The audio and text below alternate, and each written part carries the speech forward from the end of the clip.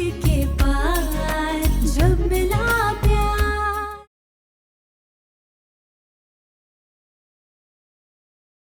एकदम बेकसूर होने के बाद भी तन्वी को कितना कुछ सुनना और सहना पड़ा। बट अब आप सब तो जानते हैं कि ये चोर नहीं है, राइट? कम से कम ये माफी तो डिजर्व करती है ना अक्का साहब।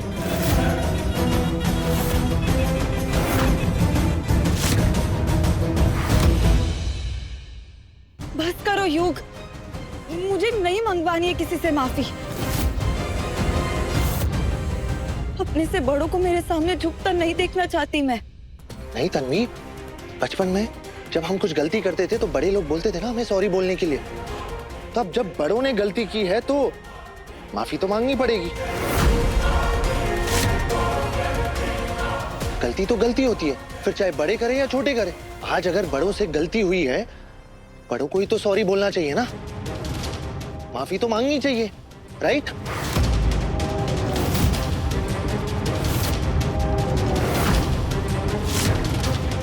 हम माफी नहीं मांगेंगे।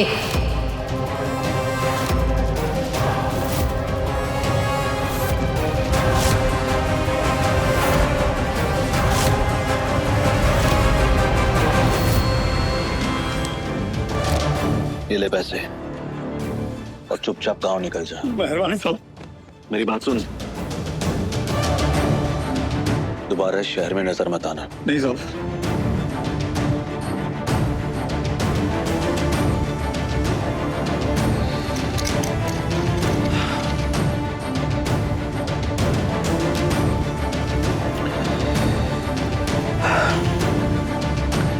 जो चीज आसानी से मिल जाए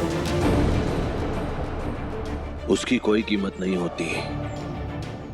मजा तो उसे हासिल करने में है जिसके लिए दर्द भी झेलना पड़े, मुसीबत उठानी पड़े, सब्र रखना पड़े, चालें चलनी पड़े। उस जीत का अलग ही नशा होता है।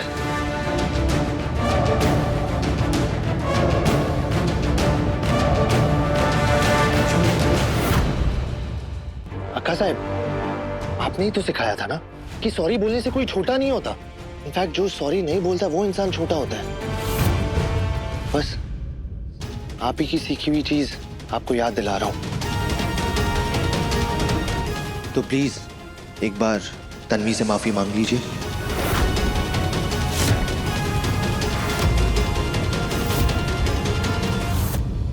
मैं माफी मांगना चाहता हूं।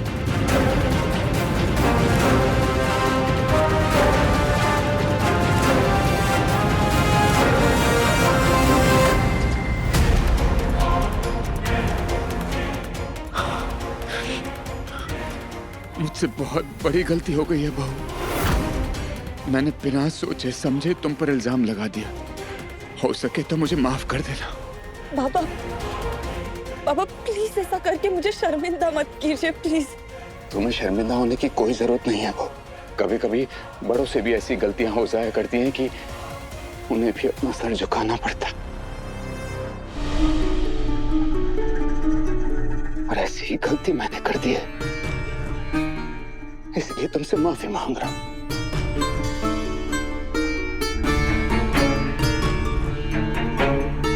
तन्वी, मुझे भी माफ कर दो।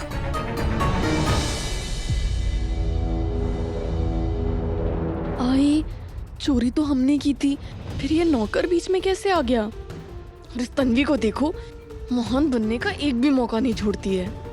अरे शुक्र मना, हम पर काज नहीं गिरी। जरा चुप बैठ और तमाशा देख।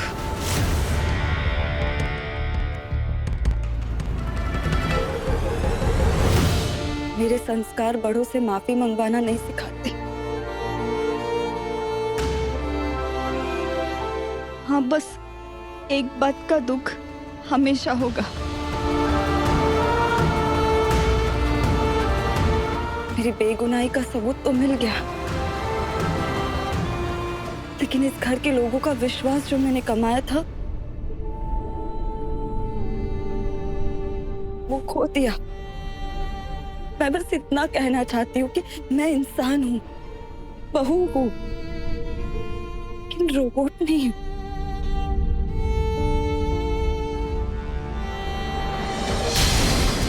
गलती मुझसे भी हो सकती है।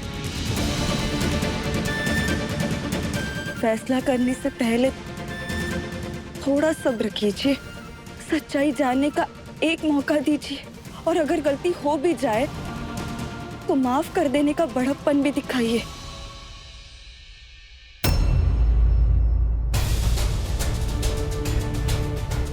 गहनों की चोरी पर पहले इतना ड्रामा हो गया था, पर सिर्फ मेडिसिन के पैसे वाली बात ने चीजों को तन्वी के लिए और बिगाड़ दिया।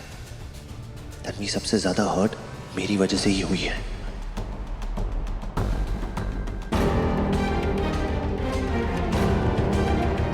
अब देख तन्वी, अब ससुराल के कड़वाहट पर मिट्टी डाल दे यहाँ, हाँ? और मीठे मन से मायके चल।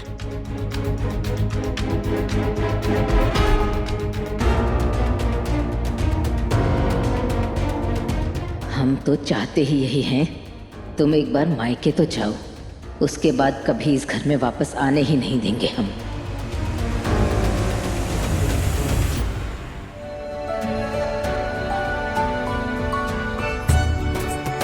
अंबाबाई मेरी बहू को सारी खुशियां दे दे, और याद रखो समदन जी ने क्या कहा था, खुशी खुशी जाना और खुशी खुशी इसी घर लौट कर आना।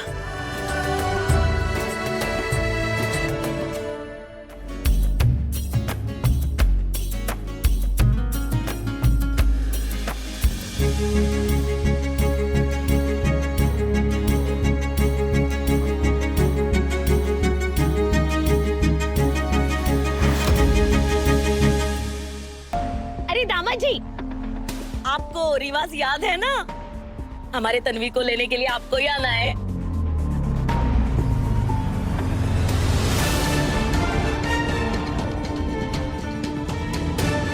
आई, चल ना, देर हो रही है।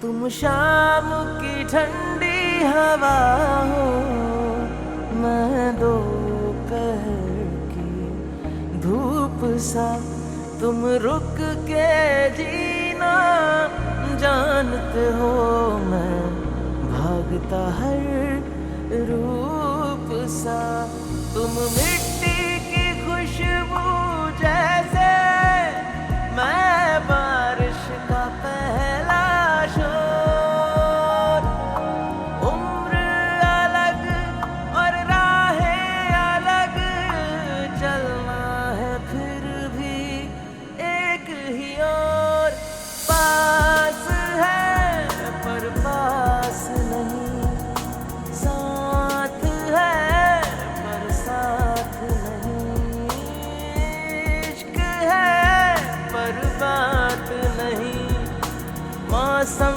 भी है बरसात नहीं।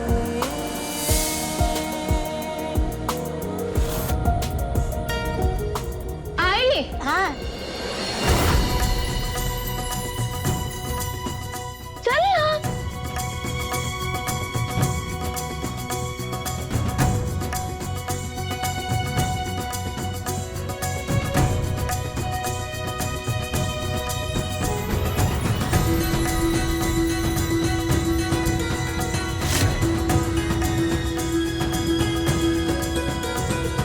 गणपति बाप्पा मोरिया।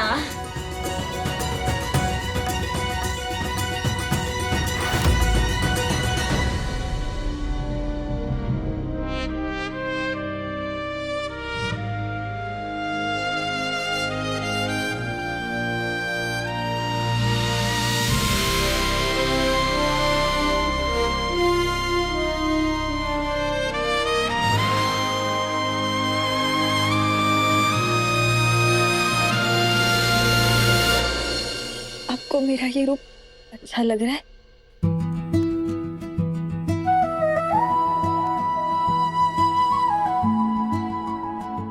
हाँ बाबा, सब ठीक है।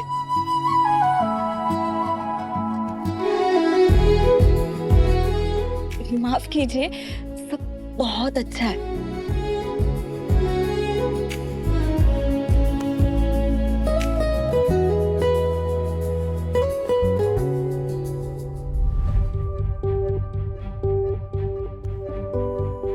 अच्छा, अब युग के बारे में पूछ रहे हो।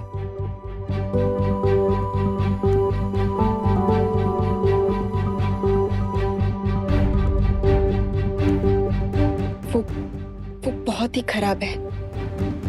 वो मेरे लायक है ही नहीं।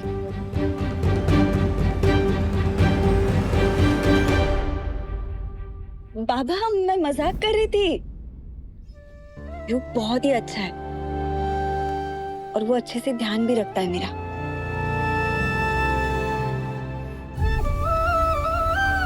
आप मेरी फिक्र बिल्कुल मत कीजिए। आप जानते हो ना, आपकी तन्वी को सब ठीक कर देती है। आपका हाथ जब मेरे गालों को छूता है ना, तब सब ठीक लगता है, अच्छा लगता है।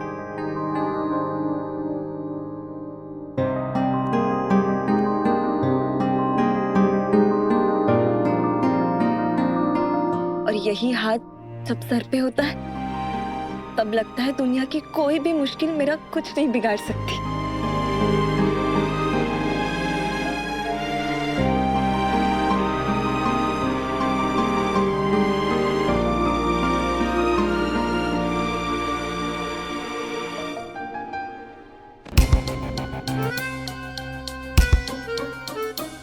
हाँ, पहली बार इस घर में आके अच्छा लग रहा है, वरना उस घर में तो पकड़े जाने के डर से मैं थर थर कांपती थी।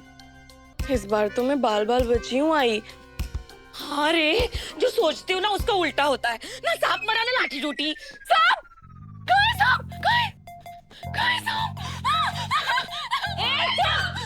क्या कहा है सांप? है? सांप ऐसे घर में घूमेगा? अरे बुद्धि है या क्या है तेरी? तू तो गधी है, गधी ही रहेगी। इंसान की बुद्धि कब आएगी तुझे? हाँ? अरे कहावत बोल रही थी ना मैं। ना तो तन्वी घर से निकाली गई, ना हमारे हाथ गहने आए। ये बोल रही थी मैं। बात तो सही है आई, मुझे ना लगता है मेरा उस घर की बहू बनने का सपना ना सपना ही रह जाएगा।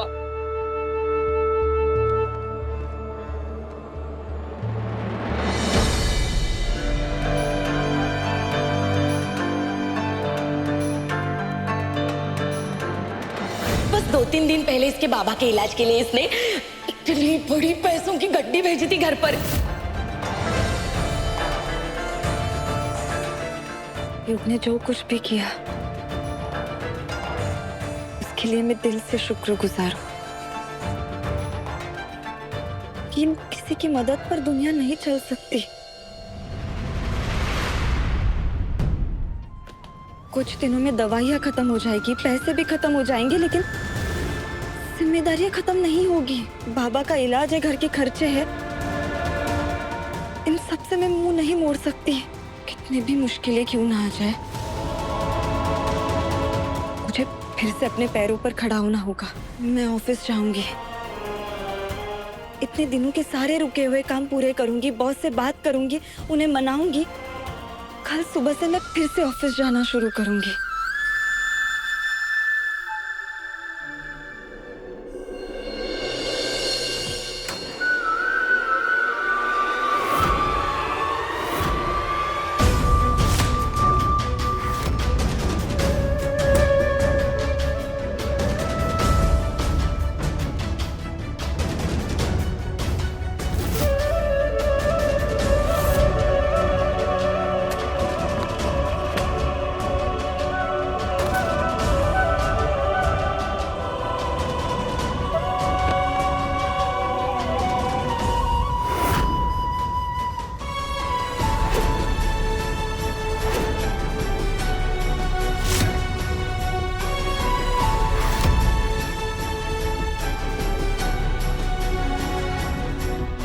ये मुझे क्या हो रहा है?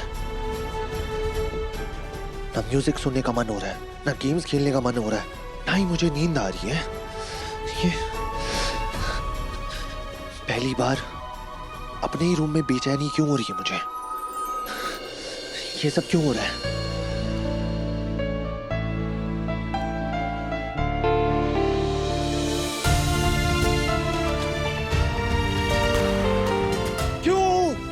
क्यों मुझे ऐसा हो रहा है? अपने ही रूम में इतनी वियर्ड फीलिंग क्यों आ रही है मुझे? ये फीलिंग बहुत वियर्ड है। Why? तुम शाम की ठंडी हवा हो, मैं दोपहर की धूप सा, तुम रुक के जीना जानते हो, मैं भागता हर रूप सा, तुम मिट्टी की खुशबू जैसे, मैं बारिश का पहला शोर, उम्र अलग और राहें अलग, चलना है फिर भी एक ही ओर, पास है पर पास नहीं, साथ है पर साथ नहीं, इश्क है पर बात नहीं।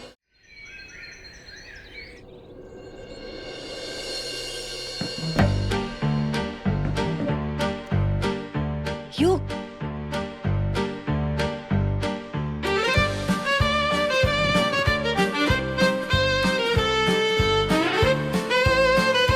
मैंने तुम्हारे लिए खीर बनाई है नाश्ते में, मैं बहुत पसंद है ना। ये खा के तुम्हारा मूड अच्छा हो जाएगा। अब क्या बस देखते रहोगे क्या? आओ खाओ भी।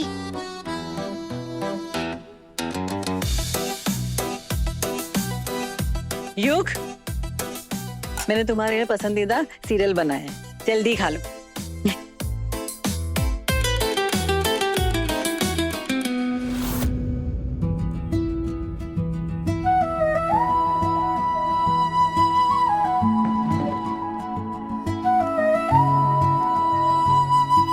अच्छे से और जल्दी नाश्ता कर ले, क्योंकि आज का दिन तेरे लिए थोड़ा अलग होने वाला है।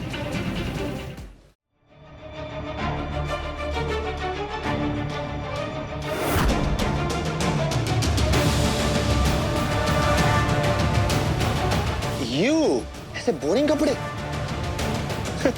मैं नहीं पहनने वाला। और ऊपर से ये टाई, ये मुझे सफोकेट करती है। तो फिर आदत डाल ले, क्योंकि आज के बाद तू सिर्फ युग नहीं, शक्कर किंग का प्रिंस कहलाएगा। आज से तू मेरे साथ मेरा बिजनेस ज्वाइन करेगा।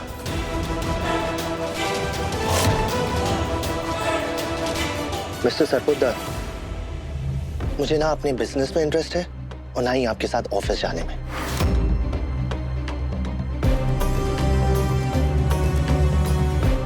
भाऊजी सही तो कह रहा है युग, अभी तो बेचारे को शादी के झमेले से फुर्सत मिली है, थोड़े दिन आराम कर लेने दीजिए, बच्चा ही तो है हमारा युग। नहीं अक्का साहब, कैसी बातें कर रही हैं आप? बच्चा नहीं रहा अब, ये शादी हो चुकी है इसकी।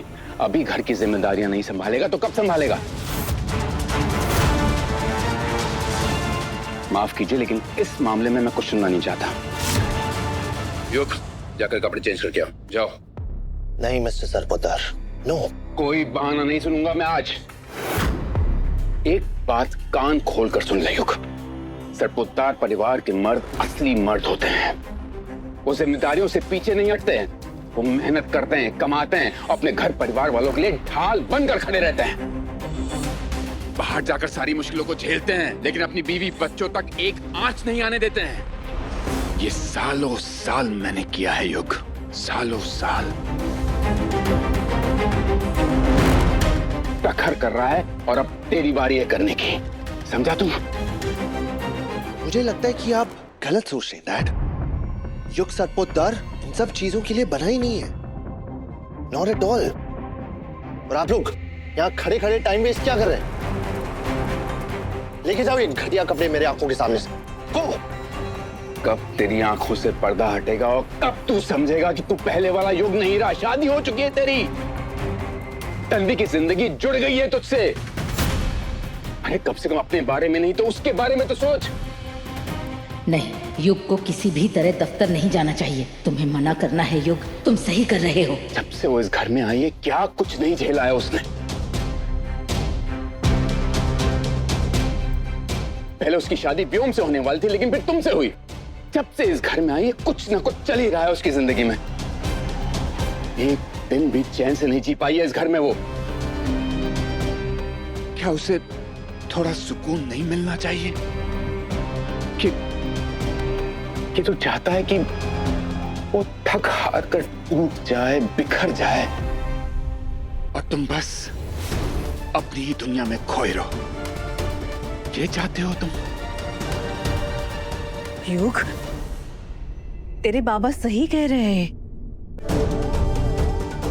हाँ युग, तुम बाबा की बात मान क्यों नहीं लेते? युग, तुझे गेम खेलना पसंद है ना? वैसे ऑफिस में लगेगा, क्योंकि बिजनेस भी तो एक गेम ही है ना। जा तैयार हो जा। युग बेटा, तेरी बाबा का कहना मान। देखो, आज तुम दफ्तर जाओ, और देखो तन्वी को जब ये पता चलेगा कि तुम दफ्तर गए थे तो उसे कितना अच्छा लगेगा। सोचो।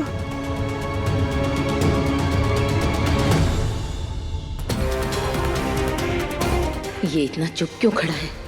हर बार तो एकदम मना कर देता है। कहीं ये इन सब की बातों में आकर दफ्तर जाने का तो नहीं सोच रहा? नहीं नहीं, ऐसा हुआ तो इतने दिनों का हमारा खेल चौपट हो जाएगा।